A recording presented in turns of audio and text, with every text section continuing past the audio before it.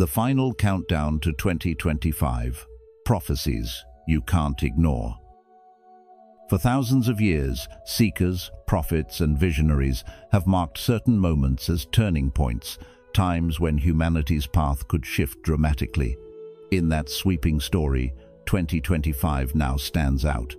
For many who study prophecy, it's not just another year on the calendar, but a ticking threshold where choices made today could shape the decades ahead.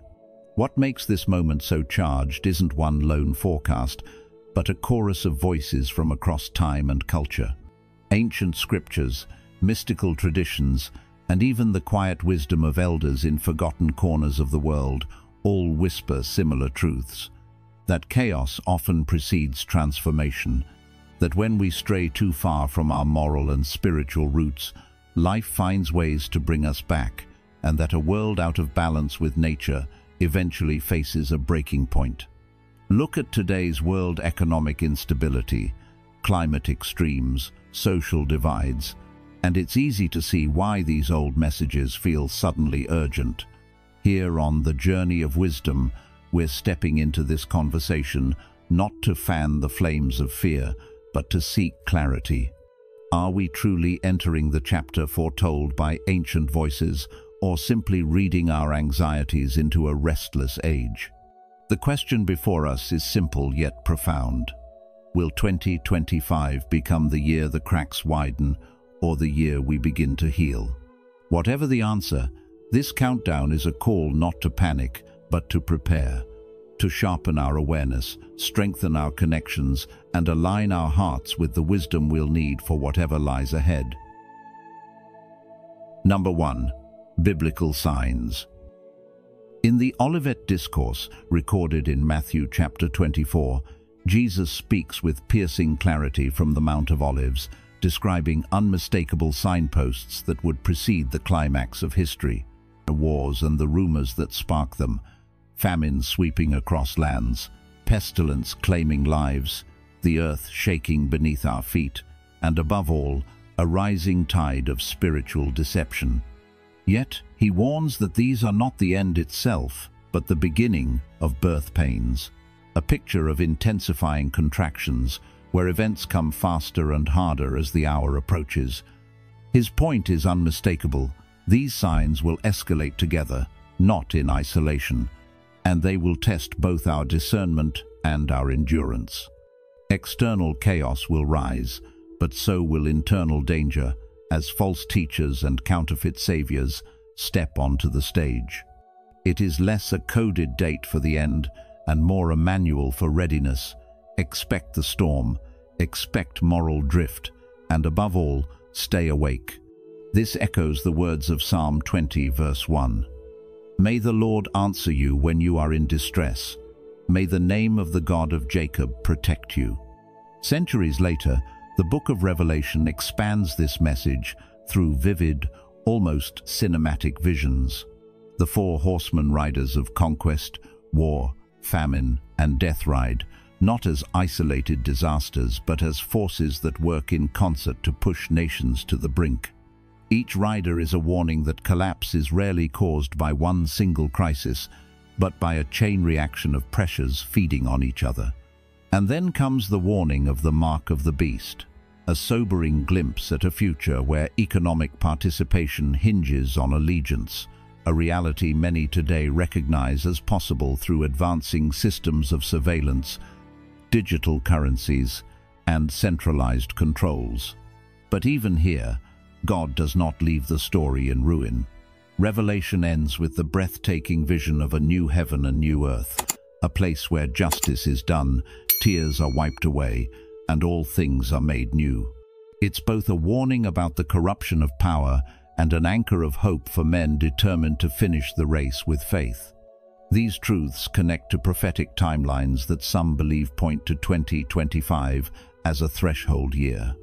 Daniel's 70 weeks, from Daniel chapter 9, verses 24 through 27, outlines a divine countdown of 77s of years, a total of 490 years, with the final week still ahead, a time many believe will bring global upheaval before ultimate renewal. While scholars differ on the exact mapping of these years to our calendar, the instability we now see echoes the conditions described for that last and climactic week. Then there is the Shemitah cycle, a 7-year biblical rhythm given in the Law of Moses as a time of release, rest, and economic reset. In modern history, many Shemitah years have been marked by financial shocks and political turning points, and some note that 2025 may align with yet another boundary in this ancient cycle. While not all agree on the exact timing, the pattern is undeniable. Before moments of divine renewal, there is often a period of shaking, pruning, and testing. The unifying message is clear. While no one can set a date, the signs call us to live watchfully, to walk with integrity when the world bends toward compromise, and to hold fast to hope even when headlines scream of disaster. As Jesus himself promised in John 16 verse 33, "In this world you will have trouble, but take heart, I have overcome the world." So for every man who feels the pressure of the times, who wonders what lies ahead, this is not the hour to shrink back. It is the hour to strengthen your grip on truth, guard your heart against deception, and prepare not just for disruption, but for the possibility of renewal that always follows God's refining fire. Number 2. Indigenous knowledge and prophecy. Across the world's oldest surviving cultures, wisdom has been passed down not through rigid timetables, but through moral teachings and living metaphors. Among these, the Hopi prophecies stand as a guiding light rather than a mere warning bell. To the Hopi, the idea of a great purification is not a sensational apocalypse, but a profound spiritual crossroads for humanity, a period when the earth herself begins to show unmistakable signs that balance has been broken. They speak of poisoned rivers and oceans, of lands stripped of vitality, of strange things falling from the sky, and of a society that has lost its center, pulled apart by greed, divided by fear, and intoxicated by technology unmoored from wisdom. These are not abstract symbols to be debated endlessly, but signals, as clear as storm clouds on the horizon, that humanity must choose which path it will take. One path leads toward humility, reciprocity, and living once more in harmony with the earth, recognizing that our survival is bound to hers. The other descends deeper into division, exploitation, and the hollow promise that endless consumption can fill a spiritual void. In the Hopi view, preparation for the future is not stockpiling goods or building higher walls. It is the inner and outer work of restoring right relationships with each other, with the land that sustains us, and with the sacred mystery that gives life meaning. Survival here is as much about the condition of the heart as it is about the security of the body, for a heart aligned with compassion and reverence will know what to do when the world shifts. This same principle of inner transformation is echoed by the Mayan elders, whose words have often been misinterpreted in the modern world. The end of the Mayan long count calendar in 2012 was never a prediction of planetary destruction. It was the close of one great cycle and the dawn of another, a time not for panic, but for deep recalibration. In their teachings, the years following 2012 stretching into the mid-2020s are a liminal space, a bridge between the old and the new, in which human consciousness is being tested, refined, and, for those willing, awakened. This is a period in which we are invited to shed the weight of patterns that no longer serve us, our obsession with material accumulation, our sense of separation from others and from the earth, our neglect of the spiritual dimension of life, and to embrace a way of being rooted in connection, balance, and accountability.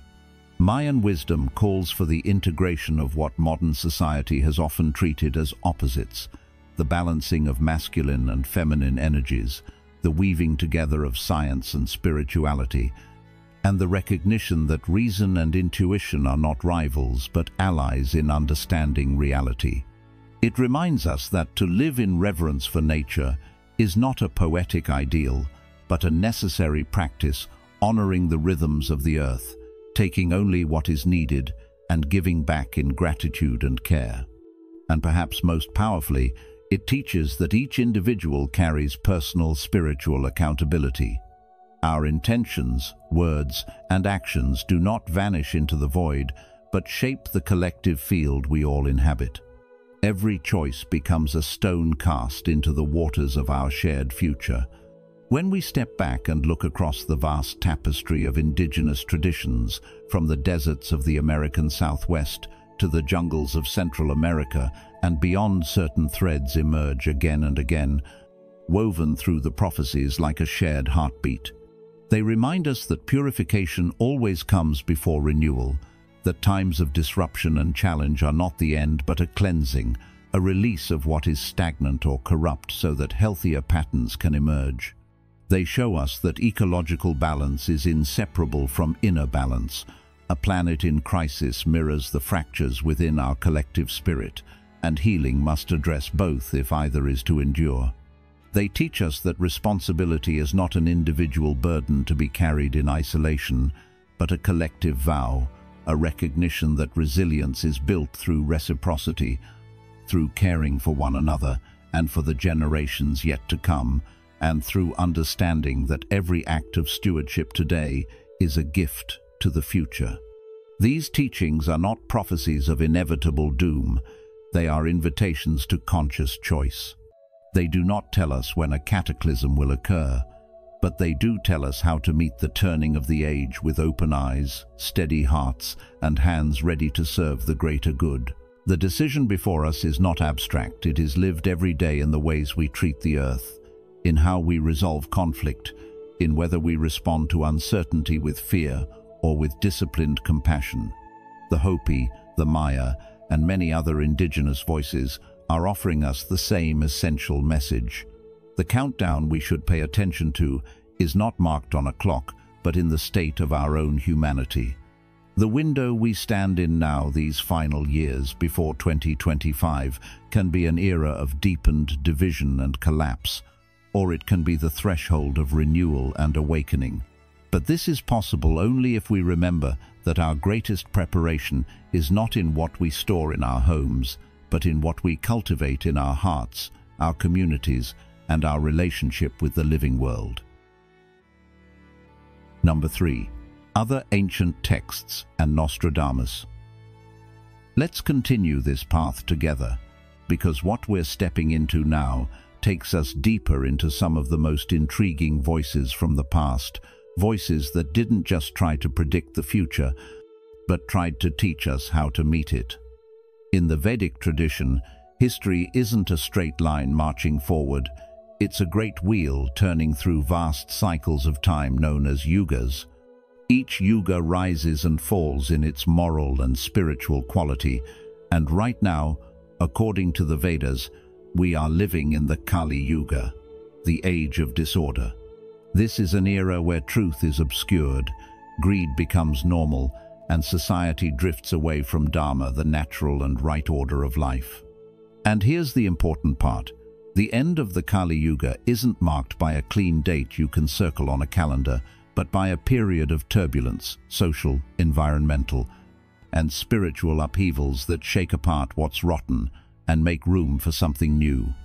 In Vedic thought, that something new is the Satya Yuga, a golden age where virtue and clarity return, often described as being heralded by the figure of Kalki, a restorer of balance. But this is not a story about waiting for a hero to arrive. It's a diagnostic tool, a way to look around at our world and ask, have we drifted too far from what's right? And are we willing to realign with first principles before the wheel turns again? Now, shift the lens to the cryptic verses of Nostradamus, the 16th century French seer whose quatrains have been pored over for centuries. His work doesn't hand out dates either. It speaks in symbols, images, and recurring arcs. Again and again, he describes great fires, wars that topple empires, leaders undone by their own excesses, and after the ashes settle, periods of reconciliation, insight, and a softening of the human spirit. People have argued endlessly over the specifics, but the deeper pattern remains steady. Human pride leads to crisis, crisis forces re-evaluation, and if wisdom is embraced, renewal follows. The warning here is clear. Our own arrogance can invite disaster, but the same disaster can become the forge in which we reshape ourselves if we are willing to learn. So I ask you, when you think about the struggles we face today, are we in danger of repeating the same mistakes of the past, or are we ready to turn crisis into awakening? And these ideas aren't isolated. Across the world, you'll find cultural mirrors reflecting the same pattern. The Mayan calendar teaches that the end of a cycle is not the end of everything. It's a window, a reset point where societies can choose to rebuild on stronger foundations. The Greek poet Hesiod spoke of humanity's descent from the Golden Age into the Iron Age, a fall into corruption and hardship. Yet even there, embedded in the myth, is the possibility of return through justice, integrity, and right living. In ancient Egypt, the myth of the phoenix, or Bennu, tells of a bird that burns in fire and rises from the ashes, its rebirth symbolizing the renewal of both the cosmos and the human order. Death, in this telling, is never the final word. It's the clearing before the next chapter begins. What's the through line here? Whether we're talking about Vedic cosmology, the visions of Nostradamus, or mythic storytelling passed down over centuries, they all carry the same essential message. Time moves in cycles, and every cycle brings a point of breakdown, a threshold where the old must give way to the new. Those thresholds can destroy, but they can also cleanse. What happens next isn't written in the stars, it's written in our choices. So if 2025 really is a hinge year, a moment when the wheel turns again, the question is not what's coming, but how will we meet it? These ancient voices are not trying to hand you a fixed timetable, they are offering you a set of lenses through which to see the present more clearly. And through them, the invitation is unmistakable. Choose stewardship over extraction, humility over hubris, and renewal over resignation. Because the turning of the age is not just a prophecy, it is a test of our collective character, and the outcome will be shaped by the path we choose today. If you've watched up to this point, you're already part of the journey to uncover the truths behind the most powerful prophecies for 2025. Comment below with countdown ready to show you're prepared for what's coming. Don't miss a single moment. Stay until the very end to discover the final revelations that could change the way you see the future forever. Number 4. Present signs that correspond with prophecy. Let's move forward together and look at what's unfolding right now, because before we start drawing bold lines between ancient prophecies and our present moment, there's a warning worth keeping close. Prophecy, at its core, speaks more to patterns and attitudes than to fixed calendar dates. It's less about a ticking clock and more about reading the signs of the season we're in. With that in mind, many of the trends shaping our world today do seem to echo the contours that these ancient writings described, whether it's in the strain on our economies, the disruption of our environment, or the unsettled and searching nature of our spiritual lives. In the realm of economics, the numbers themselves tell a sobering story. Global debt now stretches into the hundreds of trillions, a mountain so large that even those who track it professionally struggle to see the top. Layer on the aftershocks of inflation and the dizzying shifts in interest rates, and you have a financial climate where stability feels fragile. The push towards central bank digital currencies is being sold as a step toward efficiency and modernization, yet many are rightly asking, at what cost? The potential for surveillance, for programmability that could dictate how and where you spend your money, and for economic exclusion is no longer a far-off theoretical concern. It's part of a very real debate. For some, It stirs uncomfortable echoes of those old prophetic warnings about commerce being tied to allegiance. Add to this the reality of wealth concentration, where fortunes at the very top grow ever larger, while many are left scrambling to make ends meet. This isn't just an abstract economic imbalance, it's a widening moral fault line. When trust erodes and unrest brews, it begins to feel as though the old biblical cautions about greed and unjust scales weren't written for another time, but for ours. And in today's interconnected systems, our supply chains, our energy markets, our national debts, it's not one fragile domino we're dealing with, but an entire wall of interlinked pieces, where a shock in one corner can send tremors through the whole structure. Moving from economy to environment, the signs here too are difficult to ignore. We're seeing record wildfires that consume entire regions, glaciers and ice sheets disappearing faster than scientists once predicted, and severe storms growing in both frequency and ferocity. In the language of prophecy, such patterns could be read as birth pains, not proof that the end is here, but signals that the natural order is deeply out of balance. And when the climate changes, the impact isn't just in the headlines, it's on the table, in the fields, and at the faucet. Droughts, floods, and soil depletion are already turning ecological stress into human vulnerability, as food and water security erode in more and more regions. Many indigenous traditions would go further, saying that what we see in the earth is a reflection of our inner state.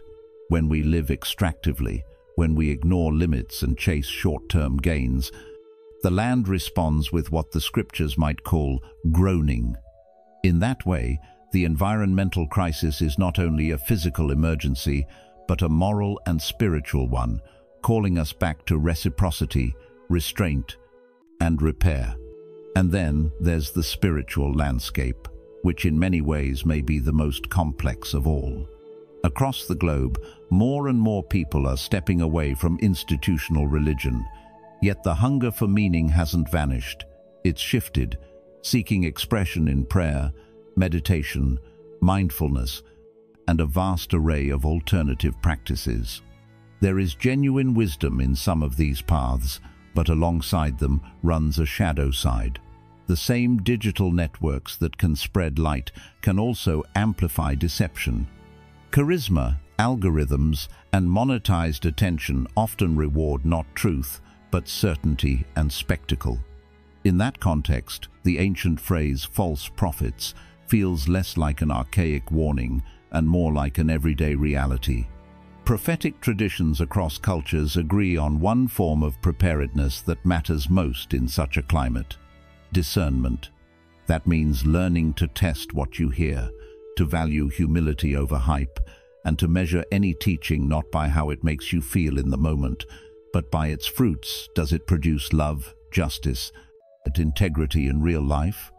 The antidote to deception is not cynicism, but a grounded communal spirituality, one that resists fear, isolation, and exploitation. Taken together, these threads, economic concentration and control, ecological unraveling, and a contested spiritual landscape, form the kind of crucible that ancient writers often described as both a moment of judgment and an opportunity for renewal. If there is a through line from then to now, it's that the invitation remains the same. Build resilience, not just in your pantry or bank account, but in your character. Restore right relationship, not only with the earth, but with your neighbor. And keep watch with hope, because the test we face is not just whether we can survive the turbulence, but whether we can emerge from it wiser, more just, and more whole. Resilient 2025. Economic, ecological, and spiritual readiness. We are here 2025. The time we once spoke of as the future has arrived, and it is moving quickly. The headlines shift daily. Economies ripple with uncertainty. The climate keeps testing its limits, and our inner lives are pulled in every direction. But resilience in 2025 is not about bracing for an apocalypse. It's about living with intention, stewarding what we have, strengthening the ties that hold us, and keeping our inner world steady in a restless age. It is the discipline of preparing without panic, hoping without naivety, and acting with both foresight and compassion. In the pages ahead, we will walk 3 connected paths: economic readiness, environmental resilience, and spiritual formation. Together, they will help you stand firm without becoming rigid, adapt without losing your values, and meet each challenge with calm clarity. Number 1. Economic readiness. Let us begin with economic readiness for 2025, not as a fearful scramble, but as a mindful cultivation of stability, much like a farmer tending to different crops so that no single blight can ruin the harvest. As the old Buddhist saying reminds us, do not dwell in the past, do not dream of the future. Concentrate the mind on the present moment, for it is in the present that we prepare for what may come. Diversifying with purpose is not about scattering our resources in panic, but about building a balanced ecosystem for our financial lives, keeping some liquidity in savings, some tangible value in modest precious metals, perhaps a patch of productive land, and small-scale renewable energy systems like solar panels or wind microturbines with battery storage. These steps are not meant to bet on a doomsday scenario, but to gently reduce dependence on fragile systems while keeping our options open. Just as a wise traveler carries a few essential tools rather than everything they own, we can adapt our portfolios to match our tolerance for risk and our vision for the years ahead. Reducing leverage and raising flexibility is the next step, and here the advice is simple yet often overlooked. A person free from the heavy chain of high-interest debt is like a bird with unbound wings. Clear those debts first, then build a safety cushion of 3 to 6 months' expenses. Simplify recurring costs where possible, because every unnecessary bill is a small hole in your boat, and in rough waters, even tiny leaks can sink you.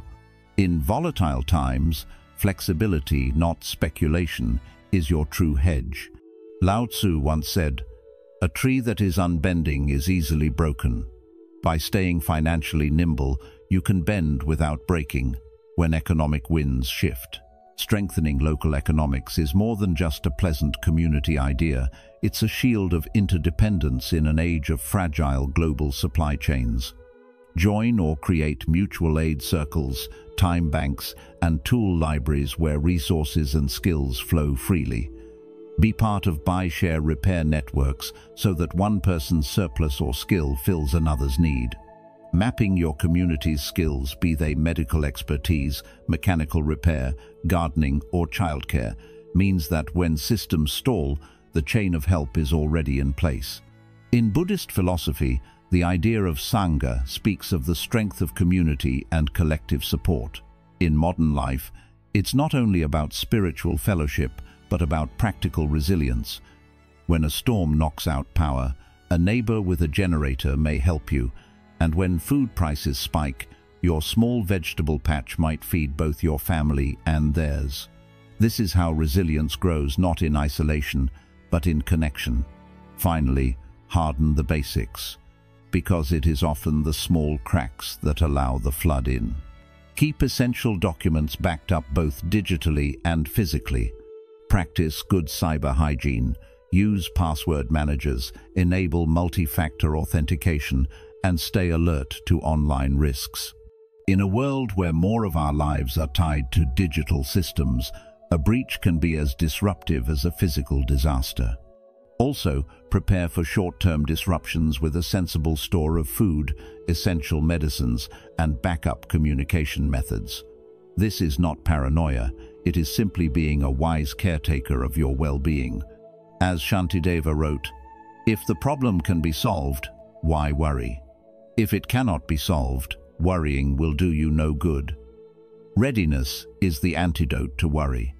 In our fast-paced modern lives, it is easy to get caught in the illusion that systems will always work, that supply chains will always hum, and that the digital cloud will always keep our data safe. But true peace of mind does not come from blind trust in those systems. It comes from knowing that if they falter, you have already laid the stepping stones to carry yourself and your loved ones forward. Economic readiness is not about fear, but about freeing your mind from fear. When you have savings, a plan, and a supportive community, you walk lighter. You no longer live in constant reaction to the world's changes. Instead, you meet them with calm and clarity. In this way, economic preparation becomes not just a financial act, but a spiritual one, aligning your resources, habits, and connections with the deeper understanding that everything is impermanent, yet with care and foresight, we can navigate change with grace. If you've stayed with us this far, you're already taking your first steps toward building true resilience economically, ecologically, and spiritually in 2025 and beyond. Comment below with "Resilient Journey" to affirm your commitment to thriving in every aspect of life. Don't go anywhere. There's still a wealth of practical and inspiring insights ahead to help you stay strong, balanced, and ready for whatever the future holds. Number 2. Environmental resilience. When we talk about environmental resilience for 2025, we're really talking about you living closer to the sources of life in simple, steady steps that fit your day. So, start where you are and let each small win stack into strength. Live closer to the sources of life isn't just a slogan. It's a practice. Grow what you can in containers on a balcony, a few raised beds by the fence, or a plot in a community garden. Compost your kitchen scraps to build living soil, and learn basic seed saving from open-pollinated herbs and vegetables, so next season costs less and teaches you how the calendar of sun and rain really works. Even small yields cut your exposure to fragile supply chains and retrain your senses to the rhythm of seasons. What could you grow if you gave one sunny windowsill a real chance for 3 months? How would your food bills and confidence shift if a handful of salads each week came from your own hands? You'll find that watering, pruning, and noticing pests becomes a kind of daily mindfulness that calms the mind while feeding the body. And if you're thinking, "I don't have space," ask yourself whether 3 buckets for potatoes, a vertical trellis for beans, or a shared bed at a nearby school garden could be your starter path. From there, water and energy security becomes less intimidating and more like home maintenance with a purpose. Install rainwater capture where legal check, local rules first. Add a simple first flush filter to keep the tank clean. Store potable water safely and rotate it on your calendar. Seal drafts, improve insulation, and tune ventilation to keep your place cooler in heat waves and warmer in cold snaps. Then, consider a small renewable setup with a battery so essential devices keep running during outages. Could a basic portable power station and a modest solar panel keep your phone, lights, and router alive for a day? Would that peace of mind be worth a few takeout meals skipped this month? While you're at it, give your appliances and habits a gentle audit. LED bulbs, smart use of fans and shades, cooking earlier on hot days, and unplugging phantom loads do more than shave bills. They extend your resilience runway when grids wobble. Next, prepare for local hazards by learning the shape of risk, where you live, fire, flood, heat, storms, or a mix, and tailor your plan like a comfortable jacket you'll actually wear. Build go bags with copies of essential documents, meds, a basic first aid kit, multi-tool, headlamp, and simple hygiene items. In wildfire zones, create defensible space by clearing flammables, trimming low branches, and keeping gutters clean. In flood areas, store valuables higher and know your shut-off valves. In heat-prone neighborhoods, identify the coolest room, set up shade and airflow, and keep a checklist for vulnerable family members and neighbors. What's your trigger to leave? Where do you go? Who needs a text when you arrive? Practice your plan once in daylight and once after dark, because confidence comes from repetition. Remember to weave this into community, not isolation. A neighborhood check-in plan, whether on group chat or paper lists, means the person with a spare generator helps the person with a medical device, and the gardener swaps produce for the mechanic's quick fix. Then carry forward the heart of this section, because protect what protects you. Conservation is long-term civil defense. Support habitat restoration and tree planting with local groups. Care for watershed health by keeping chemicals off driveways and drains. Cut waste and consumption through repair, refill, and reuse. Every time you carry a durable bottle, mend a shirt, or choose a product with less packaging, you reduce pressure on ecosystems that keep your air clean and your weather stable. Would you consider planting one native tree this season, joining one Saturday Creek cleanup, or switching one disposable habit to a reusable one for 30 days? These are not symbolic gestures, they are practical armor for your community. To keep your spirit aligned with your actions, reattune to nature with regular time outdoors. Walk the same path each week.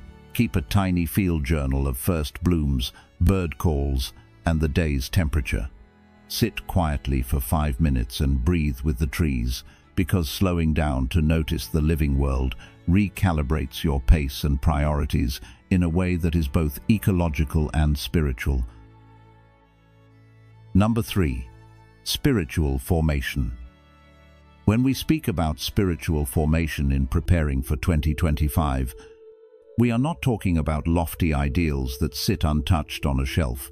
We are talking about the daily practices that keep your inner world steady when the outer world shifts. This begins with daily anchoring, a simple, consistent rhythm of prayer, meditation, or quiet reflection, even just 10 to 15 minutes, where you set aside the noise and center yourself.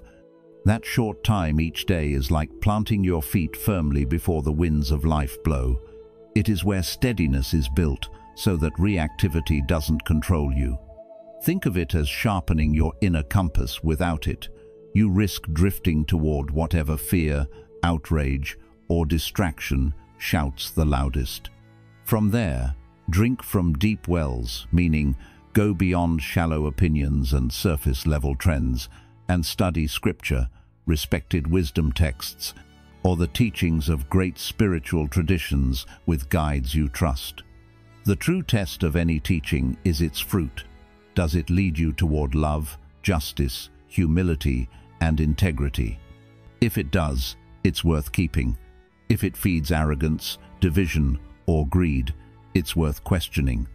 In a time when spiritual life can be watered down into slogans or misused for control, being able to discern healthy nourishment for the soul is a form of resilience. And because we are not meant to walk this journey alone, walk with others, find a community of practice, whether it's a congregation, a study circle, or a service group where mutual care, accountability, and encouragement can grow. This is where your faith or spiritual path gains texture and strength, because shared practice has a way of holding you steady when your own energy feels thin.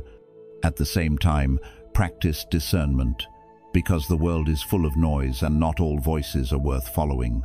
Be wary of personality, cults, and leadership built on charisma alone. Look for transparency, accountability, and humility, because leaders who are willing to be questioned are far safer guides than those who demand loyalty without explanation.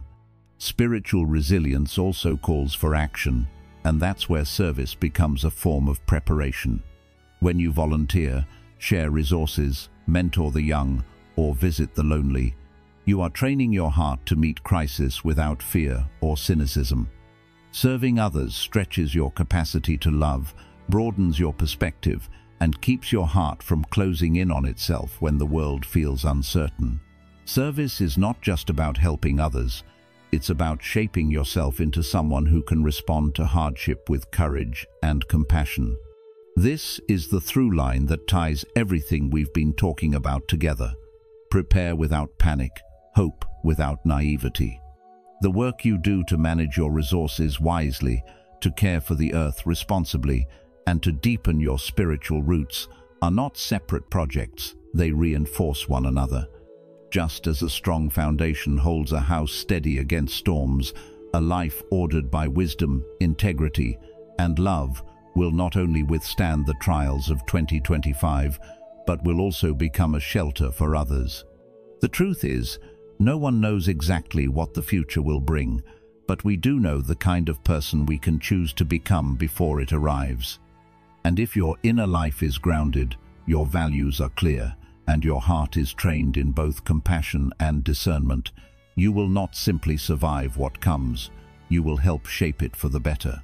So, as you think about the path ahead, ask yourself, what is one practice I can commit to daily? One source of wisdom I can study deeply?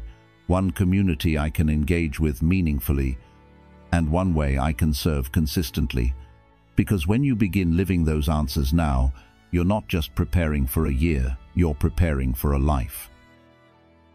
As we stand at the edge of 2025, the question isn't just what will happen, it's who we will choose to be when it does. The prophecies, the patterns, and the signs we've explored today all point to one truth.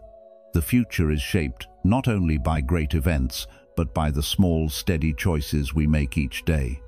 Prepare wisely, live with compassion, and keep your heart anchored in what is good and true. If this journey has given you insight or encouragement, I invite you to like this video, share it with others, and subscribe to The Journey of Wisdom. And don't forget to turn on notifications so you won't miss our upcoming explorations into the wisdom that can guide us through these turning times. Until next time, walk in awareness, act with kindness, and remember, every moment is a step on the journey of wisdom.